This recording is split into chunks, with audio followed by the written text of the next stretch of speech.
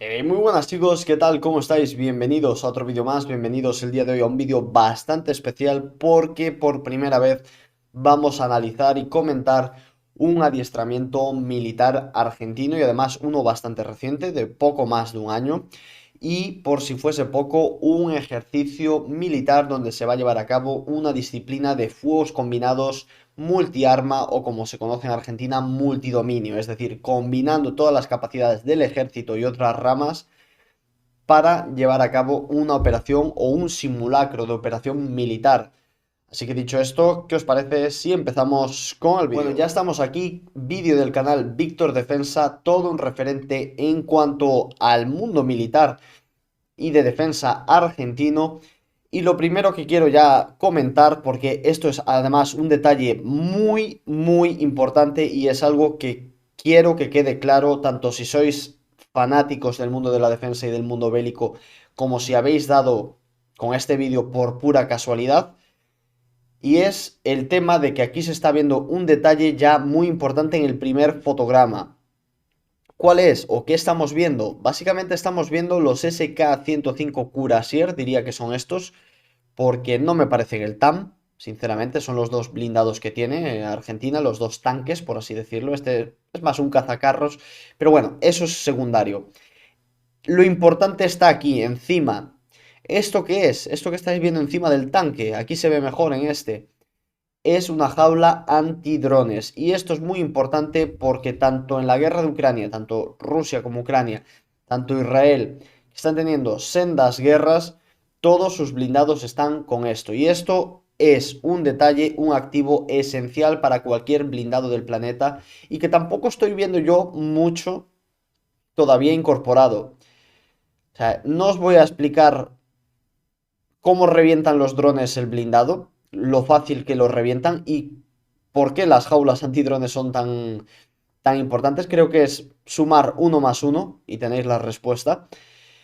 Pero Argentina aquí en este caso es de los primeros ejércitos que veo que están empezando a combinar estas capacidades y es muy importante, voy a volverlo a repetir las veces que haga falta, que los ejércitos aprendan desde ya a combinar, a trabajar, a emplear los drones, tanto en su apartado más defensivo, es decir, con estas medidas soft kill, por así decirlo, como en su apartado más ofensivo, es decir, que tanto aprendan a contrarrestar el efecto de los drones, como que aprendan también a multiplicarlo mediante su uso ofensivo. Por tanto, muy buen aspecto, muy viva estuvo ahí el ejército argentino ya en incorporar estas jaulas, que además no cuesta prácticamente nada, y desde luego es primordial y vital. Eso como mínimo.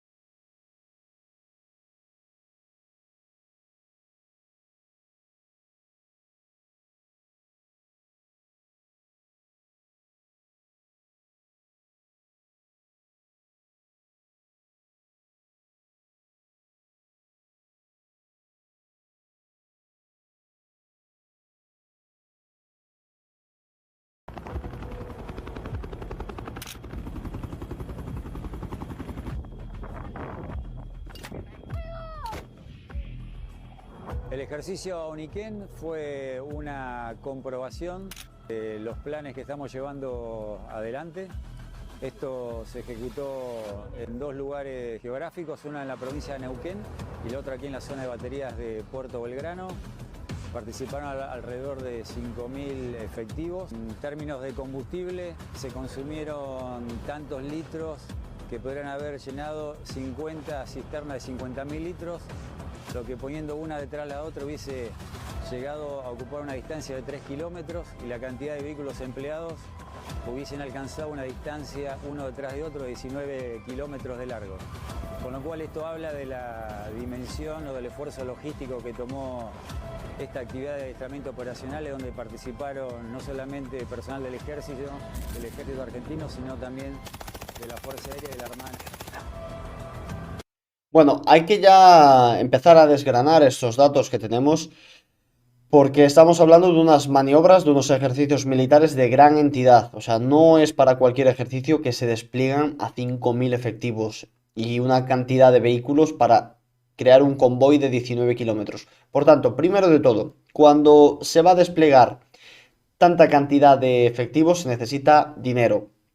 Y esto es algo que quizás en periodos anteriores no lo habíamos visto, pero que sobre todo en los últimos años lo hemos empezado a ver más, que el ejército argentino puede adiestrarse más y mejor, porque además estas maniobras multidominio son a nivel profesional las que más te preparan, porque son las que más simulan un combate real y es precisamente donde Argentina tenía algunas deficiencias, lo hablábamos hace unos añitos con Walter del canal ARA 202, que en el tema de fuegos combinados, de fuegos interarma, Argentina precisamente en su estructura orgánica tenía varias deficiencias, no estaba actualizada y después obviamente esto también se reflejaba en el campo, que es donde importa, en el terreno. Entonces, importante que se preparen en este tipo de maniobras porque la capacidad de fuegos combinados es vital para la guerra moderna. Después hablaremos también del impacto que está teniendo los drones y cómo, en mi opinión, se deberían empezar a integrar más a estas maniobras, pero bueno, es vital, por tanto, hace falta dinero para poder desplegar a tantos efectivos y hace falta entrenarse en este tipo de maniobras, en este tipo de maniobras que combinen a todas las ramas o a parte de las ramas del ejército e incluso también otras ramas como Fuerza Aérea y Armada. Ahora bien, a nivel logístico también hay que resaltar el esfuerzo que hay que hacer, sobre todo cuando además los ejercicios se desarrollan en dos puntos distintos. Al final, el soldado de campo, la tropa que está en el frente, no es nada si no está respaldado por una buena logística. Entonces, muy importante el componente logístico, hay que aplaudirlo, hay que valorarlo y hay que desarrollarlo, porque es el que permanece un poco en las sombras, porque nosotros vemos normalmente más este tipo de unidades operativas, pero no debemos olvidarnos de que hay que desarrollar ese componente logístico, hay que mejorarlo y hay que invertir en él. Ojo, cuidado también con este aspecto y más en la guerra moderna, donde, bueno, el uso de misiles, el uso de drones, pues complica un poco más las operaciones en el frente.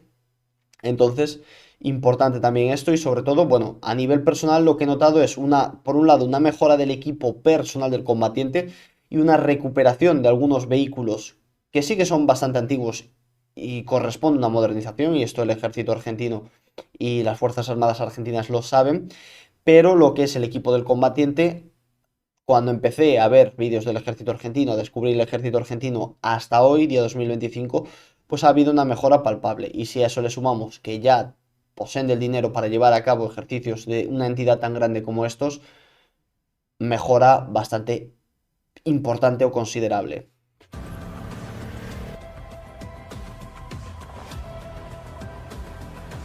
Una vez que los paracaidistas tocan suelo, ¿qué hacen? Continúa su misión hasta su próximo objetivo. ¿Sabemos cuál es? No, es secreto. Mucho éxito.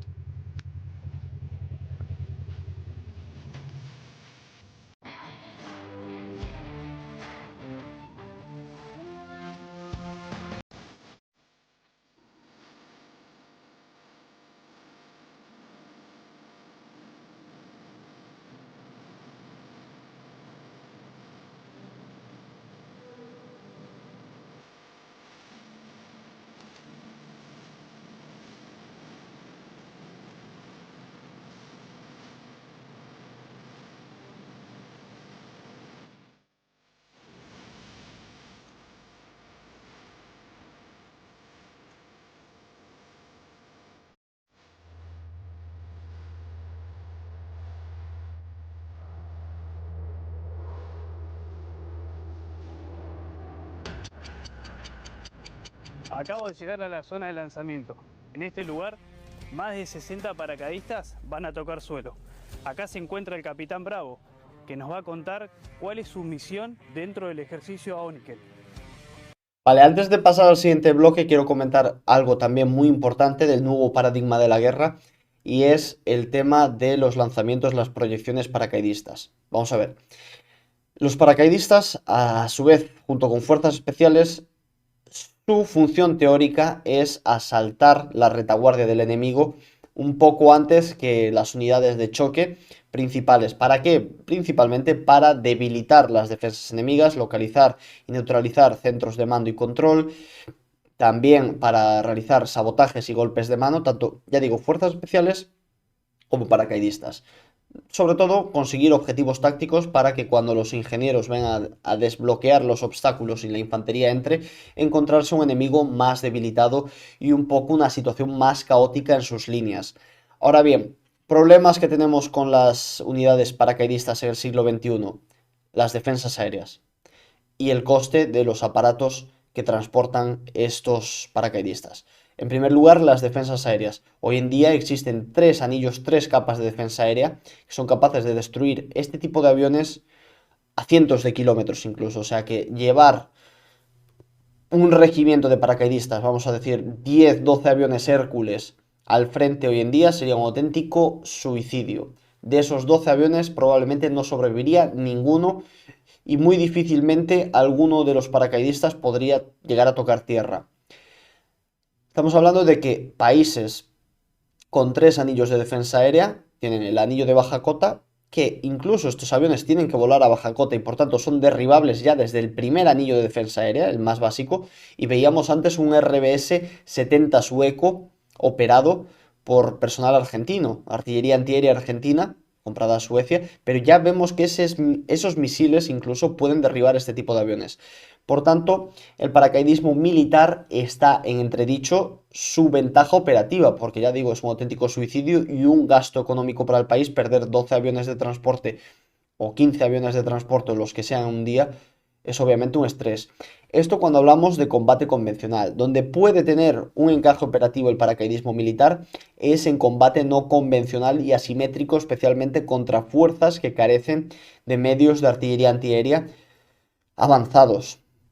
Ahí sí que podría tener un encaje operativo, atacar retaguardias, objetivos de cierto valor estratégico, incluso con fuerzas especiales, la inserción de fuerzas especiales mediante proyección paracaidista, pero son escenarios muy puntuales. A ver, yo entiendo que como todavía existe la estructura paracaidista militar en los países, estas unidades tienen que realizar el entrenamiento acorde a la misión que tienen.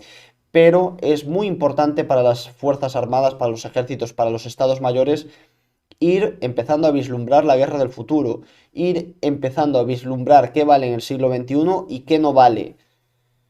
Si estos medios que emplean los paracaidistas y este capital que emplean no sería mejor invertido en otras ramas, a lo mejor como, no sé, estructuras, unidades de drones, ya sean municiones merodeadoras o drones de reconocimientos, eso todo tiene que empezar a valorarlo los estados mayores y yo desde aquí, desde mi punto de vista, lo que aconsejo es que paracaidismo militar sí, por ahora todavía sí, pero cada vez menos.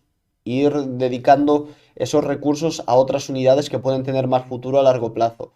Yo no sé qué opináis vosotros. También tenéis los comentarios, obviamente, para dejarlo. Esto es un tema bastante polémico porque los paracaidistas militares han tenido durante 80 años 70 a lo mejor, una importancia bastante destacada y sí que tenía un rol operativo muy versátil. A día de hoy yo no lo veo así y muchos coinciden conmigo también. Yo quería dejar ese punto bien argumentado. Mi misión es constituirme como auxiliar del director de vuelo de lanzamiento, actualmente ubicada en el campo de instrucción baterías.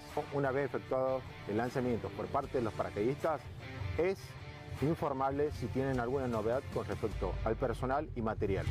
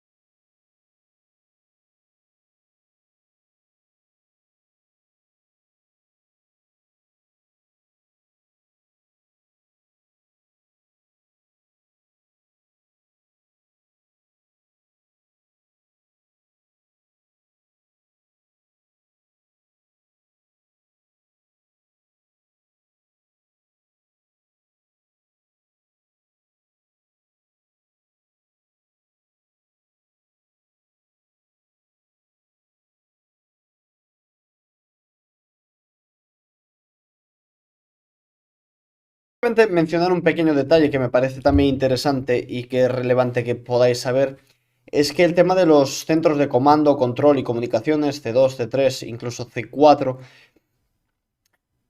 es que hoy en día, bueno, antiguamente lo que os mencionaba de los paracaidistas y fuerzas especiales, una de sus funciones era localizarlos y neutralizarlos, ¿no? Descabezando las unidades, pues todo se vuelve un caos. Tanto propiamente protegiéndolos como siendo nosotros mismos atacando al puesto de comando enemigo, ¿no? Entonces es importante, obviamente, para los dos bandos, tanto unos protegiéndolos como otros atacándolos. Pero más allá de eso, hoy en día tiene que cambiar mucho el sistema de los centros de comando, o sea, el combate tiene que estar más descentralizado, las unidades tienen que tener más libertad operativa. Si es verdad que a día de hoy hay un Mission Command, ¿no? Normalmente los ejércitos suelen funcionar así, hay un Mission Command y eso va bajando a través de la escala orgánica y se va empleando la mejor manera o digamos con mucha libertad de toma de decisiones por parte de los mandos intermedios para desarrollar la misión de la mejor manera, o la manera, por así decirlo, que mejor se adecue a las situaciones operativas.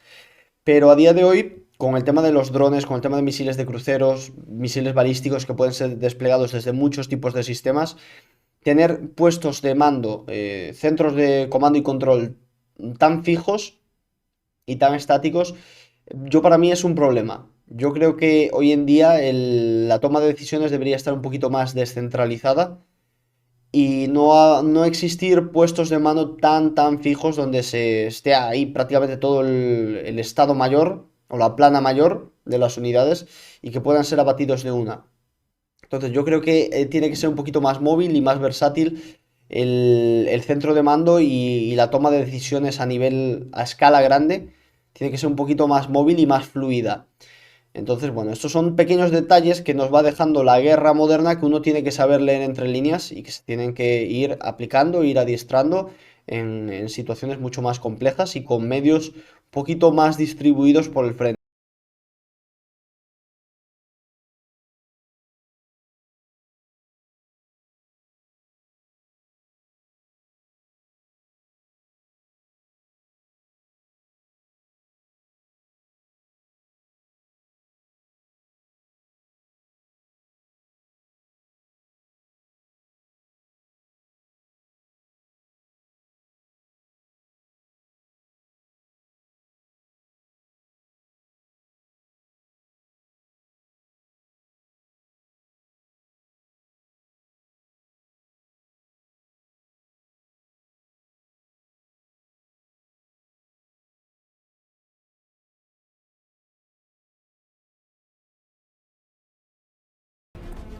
Esta es la Sten británica. Me da la sensación de que es la Sten de la Segunda Guerra Mundial, su fusil británico.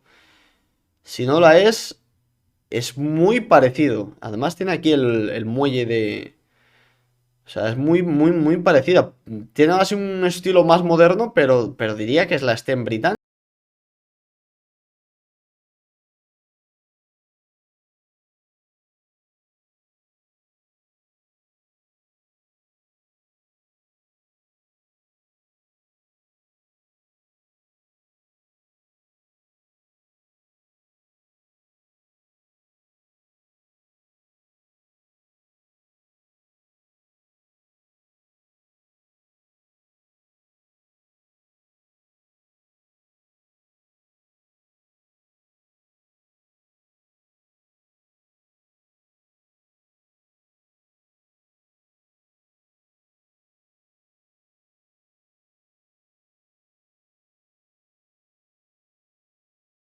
Lo primero es que a nivel visual me pareció muy bueno el vídeo, bien recogido y recopilado por Víctor Defensa. A nivel técnico, también muchas cosas que señalar. Lo primero es que he notado una mejoría en el equipo individual, lo cual es bueno. También he notado, bueno, he notado no, hemos visto que se han podido llevar a cabo este tipo de ejercicios y sobre todo fuegos combinados. Insisto en la importancia que tiene esto. Al final, la maniobra no se puede lograr si no es mediante estos fuegos combinados y hoy en día, incluso con los drones, está siendo muy entorpecida la capacidad de maniobra por el alto poder defensivo que tienen los drones. Yo no tengo las respuestas para acabar con esta amenaza, ¿no? Para superar la amenaza de los drones. Obviamente esto es algo que tienen que averiguar los estados mayores precisamente en ejercicios como estos, donde integren la capacidad de los drones, donde la simulen a la máxima instancia, mediante ensayo y error. O sea, esto va a llevar muchísimos años, va a llevar ensayo y error, y además cuando no hay un conflicto vigente en Argentina o en otros países, sí que en Ucrania es el mayor campo de pruebas probablemente, pero esto es como, por ejemplo, en la Primera Guerra Mundial, cuando se introdujo masivamente la ametralladora. Al principio generó una distancia entre la defensa y la capacidad ofensiva que parecía insalvable y al final se salvó. Pero ¿cómo se salvó? A base de integrar, ¿no? Y esto igual, los drones tienen que ser integrados desde ya a estos ejercicios en estructuras orgánicas, en unidades orgánicas, pero también obviamente en trabajo en el campo. Entonces hay que desarrollar estas capacidades. Con lo que mencionaba de los paracaidistas, hay que ver qué vale en la guerra moderna, qué no. Hay que ir descartando cosas, metiendo otras. Me ha gustado mucho el detalle de que los tanques argentinos tengan ya las jaulas antidrones, importante, y casi ningún país fuera de los que están en guerra las poseen. Por tanto, yo no sé a qué esperan, por ejemplo, el ejército español para ya tenerlas en todos los blindados. Sé que el TAM 2C ya está empezando a recibir estas jaulas también, o sea que muy buen detalle por parte del ejército argentino, ser un poquito pioneros en este sentido, por lo menos en lo que Iberoamérica se refiere. Y a nivel técnico me quedo muy satisfecho porque he visto una mejoría bastante importante tanto en medios, ya sea del combatiente, del personal de tropa, como también medios ofensivos, sistemas, vehículos. O sea que desde ese punto de vista me quedo muy satisfecho, y lo segundo también de que se lleven a cabo este tipo de maniobras en un aspecto que no sé si lo mencioné antes, pero bueno, comentábamos hace unos años, tanto Walter del canal Ara 202 como yo, que Argentina no estaba muy desarrollada en este tipo de capacidades, por tanto muy importante que se lleven a cabo, y repito una vez más que se empiecen a integrar los drones, municiones merodeadoras que Argentina además posee, las Hero israelí y otros muchos, ¿no? Otros muchos sistemas. Entonces, importante esto. Nada, espero que os haya gustado el vídeo. Si es así, no olvidéis dejar vuestro like, suscribiros y como siempre, un saludo a todos máquinas y nos vemos en la próxima. Adiós.